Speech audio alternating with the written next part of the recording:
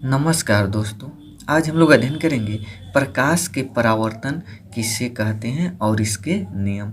तो प्रकाश का परावर्तन यानी प्रकाश जब, जैसे यह फिगर के माध्यम से आप लोग एक बार समझ लीजिए कि प्रकाश जब किसी सतह पर, पालिशदार सतह पर, यह जो है M1 से लेकर M2 तक, तो पालिशदार सतह पर पड़ता है। जैसे यहाँ पर बिंदु ए से प्रकाश आ रहा है, तो प्रकाश जब किसी पालिशदार सतह पर या चिकने सतह पर पड़ता है तो वहाँ से परावर्तित होकर पुनः अपने ही माध्यम में, यानी जिधर से आया उस माध्यम में, यानी उस तरफ ही वापस लौट जाता है। तो इस घटना को प्रकाश का परावर्तन कहते हैं। अब परिभाषा अनुसार कि जब प्रकाश किसी चिकनी व पालिशदार सतह पर आपतित होता है, आपतित का मतलब आकर टकराता है, तो उसका अधिकांश भाग सतह से टकराकर उसी माध्यम में वापस लौट जाता है, यानी इस तरफ नहीं आ पाता है, यानी जिधर से वह आया था, यानी इस तरफ से आया था और इसी माध्यम में वापस लौट जाता है।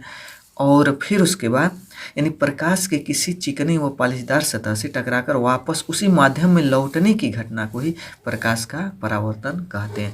अब यहाँ पर देख लेते हैं फिगर के अनुसार, जो किरणें आती हैं, यानी आप लोग यहाँ से ध्यान से समझिएगा, जो किरणें आकर टकराती हैं उसे आपतित किरण कहते हैं, और टकरा कर वापस लौट जाती है तो उसे हम परावर्तित किरण कहते हैं।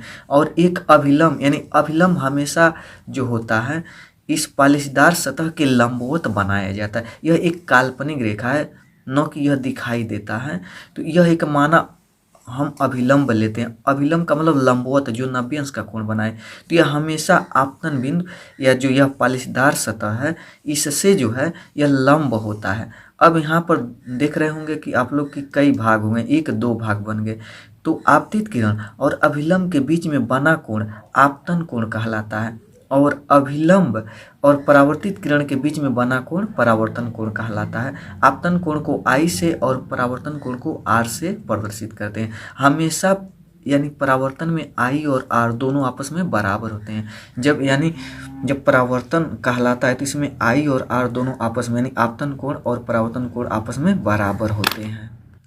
अब इसके नियम देख लीजिए आप लोग। परावर्तन के 2 नियम हैं, जिसमें से पहला तो हम बता दिए कि पहला नियम, आपतित किरण, परावर्तित किरण तथा आपतन बिंदु पर डाला गया लंब तीनों एक ही तल में होते हैं। तो यहाँ पर आप लोग देख लीजिए फिगर के माध्यम से दोनों जो नियम है, यानी पहला नियम क्या बताए हैं कि आपतित किरण और अभिलंब और परावर्तित किरण ये तीनों एक बिंदु पर होते हैं, यानी पहला नियम। दूसरा, हमेशा आपतन कोण और परावर्तन कोण दोनों आपस में बराबर होते हैं। तो अगर कहा जाए यानी परावर्तन के कितने नियम होते हैं, तो 2 नियम होते हैं। पहला, आपतित किरण, अभिलंब और परावर्तित किरण तीनों एक बिंदु पर होते हैं। दूसरा, आपतन कोण और परावर्तन कोण दोनों आपस में बराबर होते हैं।